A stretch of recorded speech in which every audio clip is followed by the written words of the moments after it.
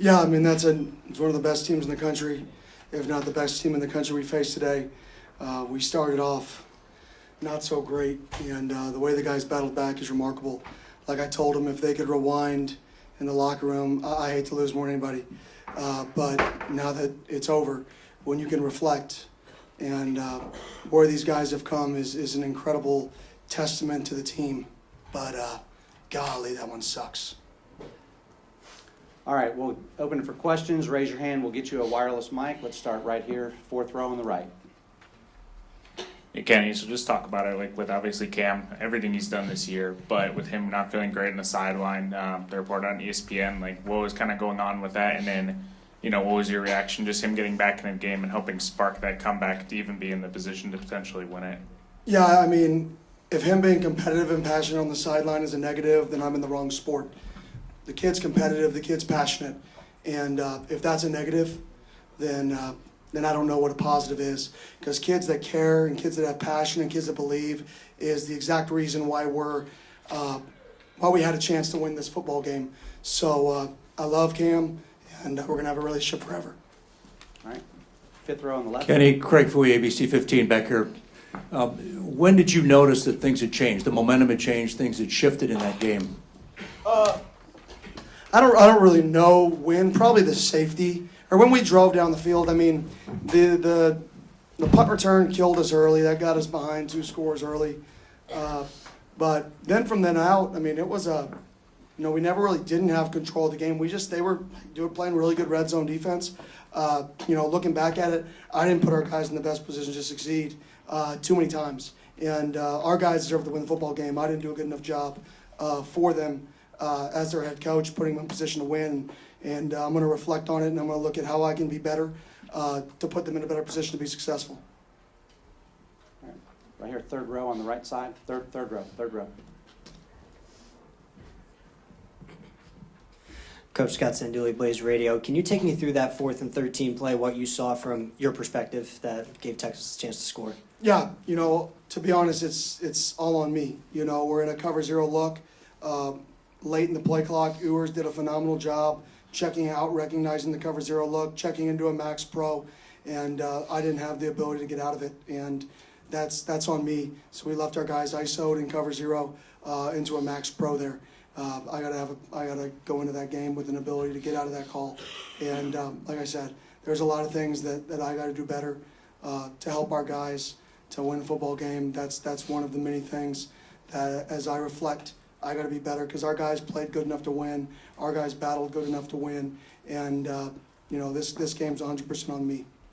All right here, front row. Yeah, Kenny, have you ever seen a more heroic game than somebody like Cam? And is it hard not to think you had the best team today? Yeah, at the end of the day, the best team is the team that wins the football game. Bottom line, and that's a really good football team we faced. That's one of the best teams in the country, and they've built that thing over 4 years to get to where they're at. And I have the utmost respect for Sark and that entire football team, and I know our team does as well, because that was the battle. But when you look at it, did we belong on the field? I think a lot of people were questioning that, and I don't think any person questions if we belonged on the field. Now, there are no moral victories when the season ends. There's no such thing. This should hurt. This should be painful. The locker room is dreadful right now, and it should be. If it wasn't, something would be wrong. But at the same token, now that this is over, I really am going to challenge our guys to reflect on where it all started, because it really is remarkable. And, like I said, I won't be able to sleep for a while, but I will reflect immediately, because it's an incredible season. And what these 2 guys did this year is absolutely, unbelievable. And everybody should have the utmost respect for what both of those guys did, not just being the players they are, but the leaders of the football team. All right, next question here, second row on the left.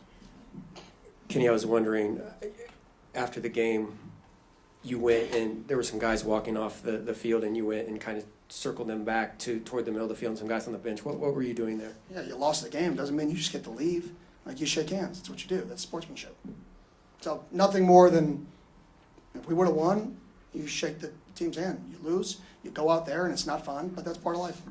Okay, we're open for questions of players during this same time period as well, so keep that in mind. All right, we're going to go next all the way back on cameras. Hey, Sam, this question's for you. Max Payne, Walter Cronkite Sports Network. The emotions on your face right now are obviously evident. You're obviously holding Cam's hand. This being your first college football season, what are you going to reflect the most out of today, and what can you say just about the effort that the man sitting next to your left put out there today and just left out on the field? Yeah, I mean, I just want to, cherish, really cherish everything that comes with the season. It's so special, and this group of guys is so special, especially, the two sitting next to me, the amount of time that, just the amount of time that I spent with them and, just the work that we put in. It's just going to hurt me not to be with him next year. Obviously I got another year, but I'm just going to go into this next season and, not take anything for granted, off-season workouts, the late nights in the facility and everything like that. So, yeah. All right, staying in the back row. Jordan Ham, Sports 360 AZ. This is for all three of you. Just when people think of the 2024 Arizona State Sun Devils, what do you want them to think of first? Cam, start with you, please. Undeniable. We fought through everything all season. We let them hang the whole year. We gave everything we had, and you seen it in that game. We never stopped. I bet you nobody in this room thought we were gonna even be close when we went down 17-3 in that first quarter. So we believed in ourselves. We believed in what we had going, and undeniable is what this team's about. Because like you said, heroic. Everybody on this team believes in each other, and that's what kept us close. Sam? Crazy season. I feel like one of the best things is, just passion. I feel like, it's pretty special. And that stems from Coach Dillingham and the staff. We just have a different level of passion and something I've never been a part of. Family. Right here. Yeah, Max Olson, ESPN. Question for Coach Dillingham. The performance from Cam, the go route, the touchdown pass he threw on fourth down, just some of the plays he made to just insane. Where does that one rank for you, just individual performances you've seen? This is just a Tuesday for Cam. It is. This is Tuesday. Wednesday. Yeah, Got good days point. backwards. Good point. He's a special player. He's somebody. It's just Cam. It's exactly what I expected. Bottom line, when you give him the ball, crazy things happen. They saw a man earlier in the game. He runs to the side like, I got to win a go ball. I'm like, I agree. And we found a way to get him a go ball, and he makes the play. And that's just Cam. All right, right here, front row on the left. Michelle Gardner, Arizona Republic, for Cam and Sam. Can you kind of talk about, the first half offensive yards were kind of hard to come by, and the fact that you guys didn't flinch, and you're not a team that's kind of been here before. So what was it like in the locker room trying to get some positive momentum going and just not flinching and be able to come out in the second half? I'll start before. I had a bad plan going into it. I didn't put him in the best positions to succeed on offense. I got to do a much better job with formations, motions, to create some better leverages to get these guys going. Go ahead. Yeah, and then in the locker room at halftime, we took a step back and calmed down, and we understood what we had in the locker room, and we went out there and played ball. Our ball. We didn't play the best ball in the first half, but we came back out and we gave ourselves a chance. So that's what matters. Yeah, I just feel like it was red zone stuff. We moved the ball pretty effectively, actually, and, we just need to convert in the red zone, which is, I take accountability for a lot of stuff that happened. That's what, so just going back, I just want to, understand that red zone things happen so fast and you have to be so precise. So that's one thing I'm going to carry over to next year. All right, fourth row here on the right. Coach, Texas came into this game running the ball over everybody but Georgia, and you guys held them to under, 50 yards today. What can you say about your defensive performance on holding the rush down? Yeah, our defensive line, our defense in general, did a phenomenal job. Our offensive line, once, in my opinion, I started to give them better chances to be successful. They did an awesome job up front too and in the running game. So both sides of the line of scrimmage I was extremely proud of. I mean, you watch the game, and we played really, really good football for most plays. The problem with football is some plays were worth a lot more than others, and the plays that were worth a lot, they made more of them. And but like I said, both the lines of scrimmages I couldn't have been more proud of, and the ability to get 4 of the guys back up front on offense, and everybody but 1 guy back on the defensive lines, and 2 guys in the entire front 7 on defense. You know, I'm really excited of the foundation that Cam and this team and Leaf has, you know, laid, and to see where it can take us. Now, if the Arizona Cardinals can just draft Cam so we can keep him home, that'd be awesome. All right, second row here on the left. Chris Cartman, Sun Nova Source. Kenny, a couple of situations I wanted to ask about the decision to punt versus go on 4th and I think 5 at the end of regulation. Was that an easy one, given the momentum that you had?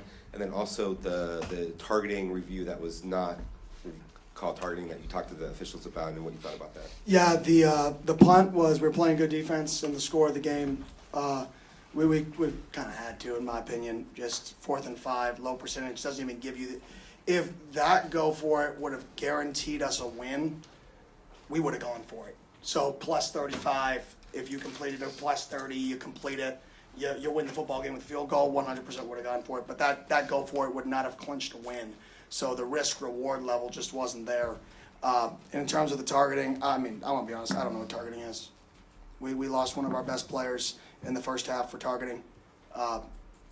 And I just don't know. I just don't know what it is. So I don't want to comment on something that I have to get a better grasp of what it is, just because it's so, you know, I just don't quite understand it. I do just want to protect the players, though. So whatever rules are put in place to protect the players, I'm all about. All right, halfway back on the right over here. Hey Sam, this one is for you. I know it's kind of hard right now, but just kind of thinking to next year and just the offseason, what are the main things you're just kind of ready to work on this offseason and come back stronger? I don't know. I just got done with the game, so I guess I'll go dive into, you know, some film study and stuff. But I'm just gonna, you know, take the next few weeks and just relax, and then I'll get to all that. Kenny, back over here again. 97 plays on offense. That's a lot of plays. I mean, did you ever imagine that many plays for you and Sam both just running 97 plays in a game? Yeah, that's a lot of football plays, but like I said, we extended drives, we moved the ball down the field, we outgained them. We just, in the low red zone, like I said, I got to do a better job putting our guys in position to succeed in the low red zone to finish some of those drives. And, yeah. All right, we've got time just for a few more. We're going to go over here on the right, on the edge. Scat, Cameron Cox, 12 News. What does it mean to leave ASU better than how you found it? And I saw you grab Kenny in the tunnel as you were walking back to the locker room. What did it mean to play for Kenny for these past couple of years? ASU's changed my life forever, in a good way. Simple. They've supported me through everything, put me in a position to be successful. So I thank everybody in the ASU community and, you know, Coach Dillingham and his staff and his kid next to me right here. They changed my life forever. All right, time for a couple more over here, far left, please. Megan Finder, C-Choice Sports. 10 minutes ago, Coach Prime just tweeted out how proud he is of you and how you represent the Big 12. How does that make you feel? Anybody can answer. Yeah, I have a lot of respect for Coach Prime. Disappointed we couldn't win the football game, but I couldn't be more proud of our guys. They battled from the beginning of the year. Like I said, I got to put our guys in better positions to win this football game. And there's many things I could have done that could have helped us do that. Okay, right here in the front row on the right. Cam, there were reports that you were ill on the sideline during the game. Could you give us an idea of what you were going through and how much that impacted you at all in the game? Yeah, I mean, I threw up. I threw up. I drank too much water too fast, and I was kind of feeling sloshy, and then felt better after. So puke and rally. You know, I felt a lot better after throwing up. You know, and that's when it all started. You know, I had a rough first half. I wasn't feeling too good. In that second half, it was a different ball game. So. Okay, front row here, Charles. Kenny, did the emotions of this this visit begin with the announcement or the release of the news of extension for you? What does that mean for you? and with the players you have coming back? Yeah, to be honest, I wanted that to be released at a time that people weren't going to talk about it. I wanted this to be about the guys, the game, and the players, so we released it basically at midnight on New Year's. So it's not in the media, because it's not about me, it's about these guys. But I'm fired up that we can continue to build this thing. And like I said, I'm a Sun Devil, and that's awesome for me, but I didn't want that to be a distraction or people to really talk about it. Congrats, I didn't even know. Yeah, exactly. It worked. All right, well, right here, second row. No, good, all right. Okay, right here, final question. Hey Cam, so I know it's just right after the game, but is it kind of just going through the emotions in your mind, like, this was my last game, this is the last time I'll be with Kenny, I'll be with Sam, and just, you know, the emotions behind it, just of the performance you had and just going out there with them one final time? Yeah, I mean, Coach Dillingham's got the longest future in coach history, I promise. And then, you know, this kid next to me, he's going to play on Sundays. I'm going to play on Sundays. So us three right here, you know, we got a long life ahead of us. This is just the beginning for us. No matter what, these guys will be in my life forever. So it's awesome that I was able to play football for and with them. And, you know, I'm happy to be in the position I am. And, you know, for him to put me in a role to be successful, and then, you know, Sam executing to help me be successful. I just hats off to those guys, and, you know, I love those guys forever. All right, I think that's a good place to end it. If you guys will sit tight for 1 second, Cam, we've got something to present to you. In 26 years, we've never had a puke award. But no, this is, in 26 years, we've never had to be able to do this. And with about 7 minutes left, the media voted Scat as the MVP. And so the offensive MVP of the Chick-fil-A Peach Bowl. Scat, congratulations.